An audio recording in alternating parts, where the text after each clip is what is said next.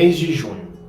Além das camisas e dos vestidos xadrez e também das bandeirinhas que são tradicionais das quermesses, cada vez mais a gente tem visto as cores do arco-íris, estampando as logomarcas das companhias, tanto nacionais quanto internacionais, que querem demonstrar algum tipo de suporte à causa LGBTQIA+. Mas por que isso acontece no mês de junho?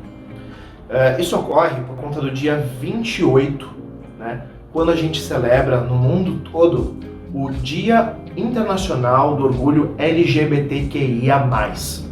E é muito importante a gente que se importa com o avanço dos direitos para todas, todos e todes, conhecer a origem dessa data.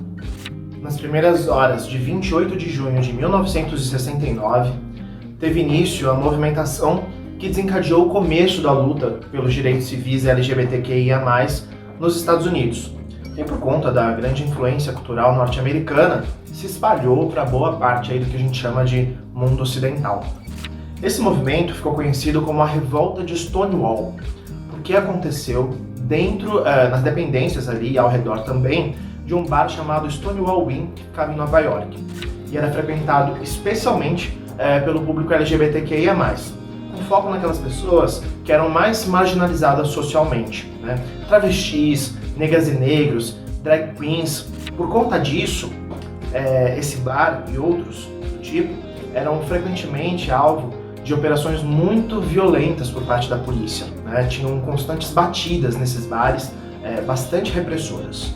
Essas batidas policiais extremamente violentas, elas eram respaldadas pela legislação norte-americana da época. Então era proibido, por exemplo, que pessoas se vestissem com roupas que não fossem adequadas ao seu sexo biológico. Não havia essa legitimidade, né, em parar uma travesti, em parar uma drag queen, dar uma batida, revistar. E essas operações eram muito frequentes, até que no dia 28 de junho saiu do controle da polícia. As pessoas reagiram. Mulheres transexuais se recusaram a serem levadas para a delegacia.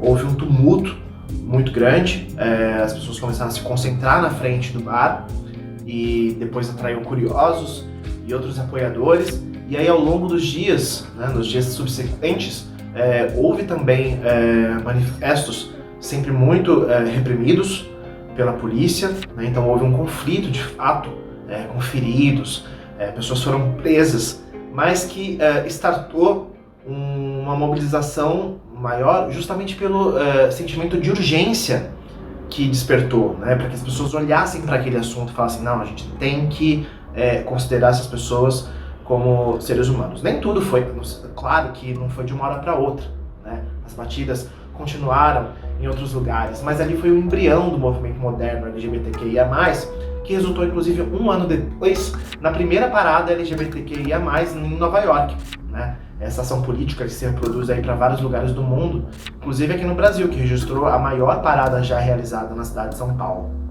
E é importante a gente frisar que a iniciativa e o protagonismo dessa rebelião, dessa reação, esteve com as pessoas que foram e continuam sendo as mais discriminadas. As travestis e mulheres trans, negras e negros, que continuam sendo as principais vítimas da violência, são as mais assassinadas. O Brasil, inclusive, lidera essa estatística, esse ranking horrível, né, mundial. É o país que mais mata travestis e transexuais.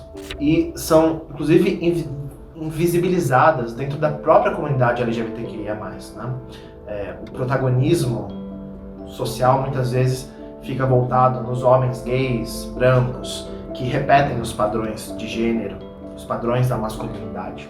Então, quando eu penso nisso, né, quando a gente fala sobre a morte de pessoas por serem quem são, a gente contesta um pouco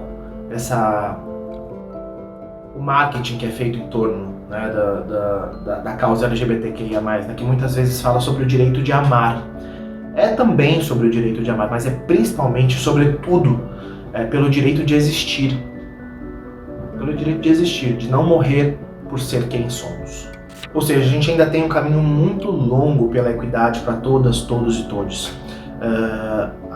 Os processos são muito lentos, né? Mais de 30 anos depois de Stonewall é que na década de 90 a OMS, a Organização Mundial da Saúde, retirou da sua lista de doenças a homossexualidade. Teve ainda um fator que dificultou bastante, que foi a epidemia de AIDS nas décadas de 80 e de 90.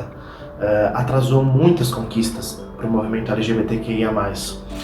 No Brasil, a gente vive também um momento difícil, né, com um desmonte de políticas públicas e também com uma formação muito reacionária do Congresso Nacional, que ao longo dos anos tem travado muitos avanços da pauta LGBTQIA+. As conquistas que a gente tem obtido têm sido via justiça, né, como a decisão do Supremo Tribunal Federal, que equiparou ao crime de racismo a LGBTfobia.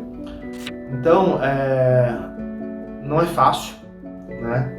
A gente precisa falar sobre o assunto, conscientizar, ter empatia e mostrar, sobretudo, a humanidade dentro de cada um de nós, né? Mulheres trans, travestis, homens trans, assexuais, bissexuais, gays, lésbicas, todos somos seres com direitos. Isso a Constituição prevê e a gente precisa exigir que seja respeitado. Então, o mês de junho é muito importante para a gente lembrar quem nos antecedeu nessa luta no dia 28 de junho e nos encher de coragem também para seguir reivindicando os nossos espaços.